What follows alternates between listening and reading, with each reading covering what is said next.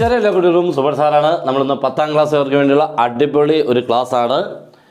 ഈ 10ാം ക്ലാസ്സിൽ ഈ വർഷത്തെ പ്രത്യേകത ശ്രദ്ധിച്ചോണം. നമുക്ക് കഴിഞ്ഞ വർഷത്തെ പോലെ ബോർഡ് എക്സാം മീൻസ് പബ്ലിക് എക്സാമിന് ജയിക്കുക എന്നുള്ള ഒരു രീതി മാറ്റിയിട്ടുണ്ട്. നിങ്ങൾ എഴുതി ജയിച്ചെങ്കിലേ പറ്റുള്ളൂ. അപ്പോൾ നിങ്ങളായിരിക്കും ഇത്ര നാളും എഴുതിയല്ലേ ജയിച്ചുകൊണ്ടിരുന്നത് അല്ലേ? അങ്ങനെയല്ല, നിങ്ങൾ എഴുതി ജയിക്കേണ്ടതിന് ഒരു ടാർഗറ്റ് വെച്ചിട്ടുണ്ട്. ഇപ്പോൾ നമ്മുടെ മാത്സിൻ്റെ എക്സാം ആണെങ്കിൽ 80 മാർക്കിനാണ്. ഈ 80 മാർക്കിൽ 24 മാർക്കും നിങ്ങൾ എഴുതിയെടുക്കണം. നേരത്തെ അങ്ങനെയല്ലായിരുന്നു. 24-ലെത്താൻ വേറെ വഴിയും കൂടെ ഉണ്ടായിരുന്നു. ഇനി 80-ൽ 24 വാങ്ങിച്ച ഒരാൾ മാത്രമേ ജയിക്കാൻ സാധ്യതയുള്ളൂ എന്നുള്ള രീതിയിൽ കൂടെ മാറ്റം വരാൻ പോവുകയാണ്. അത് നല്ലത് തന്നെയാണ്. കാരണം കുട്ടികൾ ഇച്ചിരൂടെ ഒന്ന് സീരിയസ് ആയിട്ട് പഠിക്കും. ആ പഠിത്തത്തിൽ കൂടെ നമ്മൾ എല്ലാവരും നല്ല രീതിയിൽ കൂടെ ഒരു ലെവലിലെത്തുകയും ചെയ്യും. ഇപ്പോൾ നമുക്കിങ്ങനൊരു പേടിയില്ലാത്തതിനാൽ നമ്മൾ കുറച്ചൊക്കെ പഠിക്കുന്നു.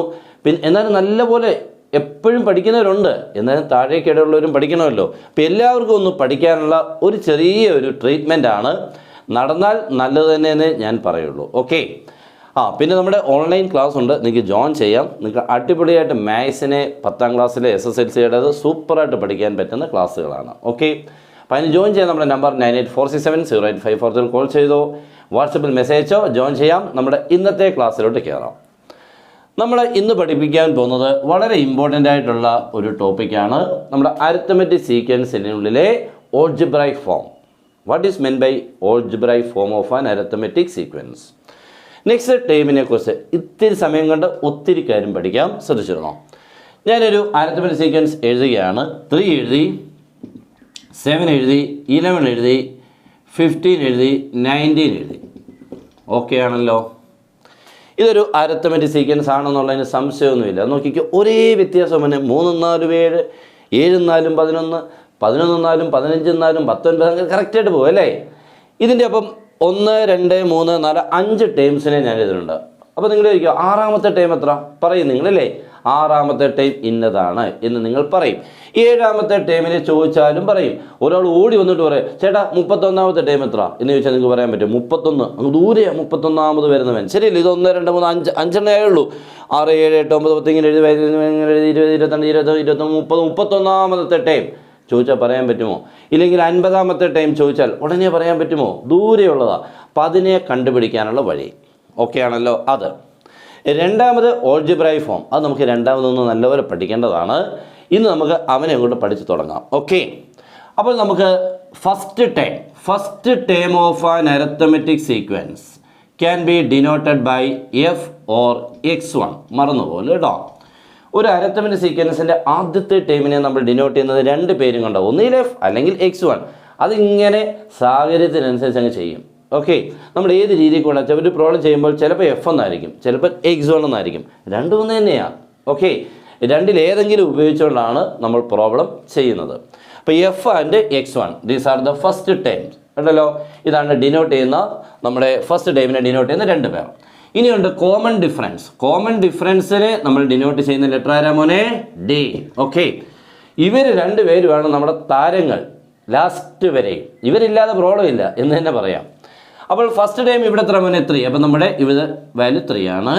നെക്സ്റ്റ് കോമൺ ഡിഫറൻസിനെ കണ്ടുപിടിക്കാനുള്ള ഒരു ഫോർമുല X2 - X1.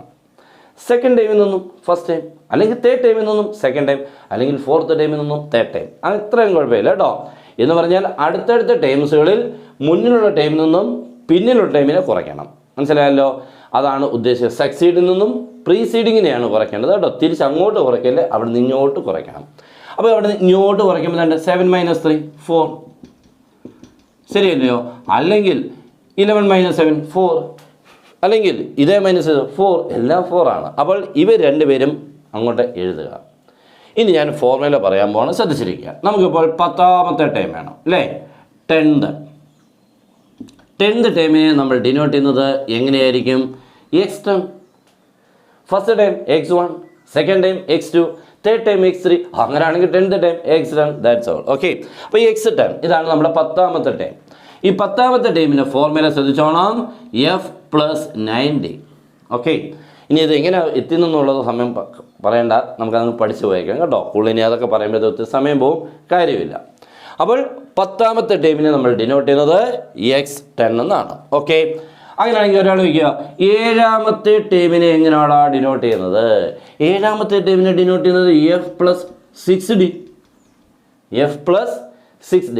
ഓക്കെ, ഒരാൾ ചോദിക്കുക അങ്ങനെയാണെങ്കിൽ 30, ഞാൻ മുമ്പേ പറഞ്ഞില്ല 31ാമത്തെ ടൈം, 31 ദൂരം കണ്ട ഒന്നും കുഴപ്പമില്ല. 31ാമത്തെ ടൈമിനെ നമ്മൾ ഡിനോട്ട് ചെയ്യുന്നത് f+30d. ഇത് 3 ഒന്ന് നോക്കിക്കേ മോനെ, 3നെയും കൂടെ ചേർത്തൊന്ന് വായിച്ചേ. നിങ്ങളുടെ മനസ്സിൽ ലോജിക്ക് വരും. ലോജിക് ആപ്റ്റിറ്റ്യൂഡ് കോൺസെപ്റ്റ്സ്, ഇതാണ് ഇപ്പോഴത്തെ ലോകം, മീൻസ് നമ്മുടെ വേൾഡിനെ നയിക്കുന്ന 3 ആൾക്കാരാണ് കേട്ടോ. ഇതൊക്കെ മനസ്സിൽ വരുന്നവരെ ഇനി ഇപ്പോൾ നമ്മൾ വേൾഡിനെ ലീഡ് ചെയ്യുന്ന ആൾക്കാരിലോട്ട് എത്തിപ്പെടുന്നത്. നമ്മളപ്പോൾ ഈ 3 വേർഡിനെ ഒരിക്കലും മറക്കരുത് കേട്ടോ. ആപ്റ്റിറ്റ്യൂഡ് എന്ന് പറഞ്ഞാൽ ഭയങ്കരനാണ്, അതുകൊണ്ട് ശ്രദ്ധിച്ചോണം. അപ്പോൾ ഈ 3 പേരും കൂടെ വായിക്കുമ്പോൾ 10ാമത്തെ ടൈം, 7ാമത്തെ ടൈം, 31ാമത്തെ ടൈം, ഈ 3 ടൈംസ് വായിക്കുമ്പോൾ സ്റ്റാർട്ടിങ് ഫ്രം f+. അപ്പം നിങ്ങൾക്ക് ഒരു മനസ്സിലായി ഏത് ടൈമും തുടങ്ങുന്നത് f+ലാണ് മോനെ, f+, അല്ലേ? 10ാമത്തെ ടൈം ചോദിച്ചാലും 100ാമത്തെ ടൈം ചോദിച്ചാലും സ്റ്റാർട്ടിങ് ഫ്രം f+. അത് നിങ്ങൾക്ക് മനസ്സിലായി അല്ലേ? ഇനി ഡിയുടെ കാര്യം, എല്ലാവരും ഡി ഉണ്ട്, ഇവിടെ ഡി ഉണ്ട്, ഇവിടെ ഡി ഉണ്ട്, അവിടെ ഡി ഉണ്ട്, എല്ലാവരും ഡി ഉണ്ട്. പക്ഷേ ഡിയുടെ കൂടെയുള്ള നമ്പർ വ്യത്യാസമുണ്ട്. ആ ഡിയുടെ നമ്പറിൻ്റെ വ്യത്യാസം എങ്ങനെയാണ്? ഇതെത്ര മോനെ? 10. അപ്പോൾ ഇതെത്ര മോനെ? 9. എത്ര പറഞ്ഞു? 1 പറഞ്ഞു അല്ലേ? ഇത് 7. ഇതെത്ര? 6. ഇത് 31. ഇത് 30. അപ്പോൾ നമ്മൾ ഇങ്ങനെയല്ലേ, നമ്മളൊരു കാര്യം മനസ്സിലാവും. നമ്മൾ ഇങ്ങനെ ആലോചിച്ച് ഇങ്ങനെയാണിതല്ലേ, ആ കാര്യം പിടികിട്ടണം. ഓക്കെ, അപ്പോൾ നമുക്ക് മനസ്സിലായി. 31ാമത്തെ ടൈമിനെ ചോദിച്ചു കഴിഞ്ഞാൽ f+1. അങ്ങനെയാണെങ്കിൽ ഇനി 50ാമത്തെ ടൈം, 50 എന്ന് പറഞ്ഞാൽ x50 അല്ലേ? 50ാമത്തെ ടൈമിനെയും തുടങ്ങേണ്ടത് f+. അപ്പം നിങ്ങൾക്ക് എല്ലാ ടൈമും തുടങ്ങുന്നത് മനസ്സിലായി, f+. 50 ആണെങ്കിൽ എത്ര ആയിരിക്കും? എത്ര ഡി? എളുപ്പം 49d. That's all. Okay, 49d. ഇത്രയേ ഉള്ളൂ. ഇതാണ് നമ്മൾ formula for finding any time. ഇനി നിങ്ങൾക്ക് ഏത് ടൈം ചോദിച്ചാലും പറയുമല്ലോ മോനെ, എളുപ്പം പറഞ്ഞേ. 6th ടൈം, 6ാമത്തേത് എളുപ്പം പറ. 6th term x6 = f+5d. 14ാമത്തെ ടൈം f+13d. 17ാമത്തെ ടൈം f+16d. ക്ലിയർ ആണല്ലോ? അപ്പോൾ ഇനി ആരെങ്കിലും ടീച്ചർമാർ നിങ്ങൾ ചോദിക്കുക, എളുപ്പം പറയടാ 22ാമത്തെ ടൈം ചോദിച്ചാൽ നിങ്ങൾ പറയും f+21d. അത്രേ ഉള്ളൂ, 22 അല്ലേ? 21d.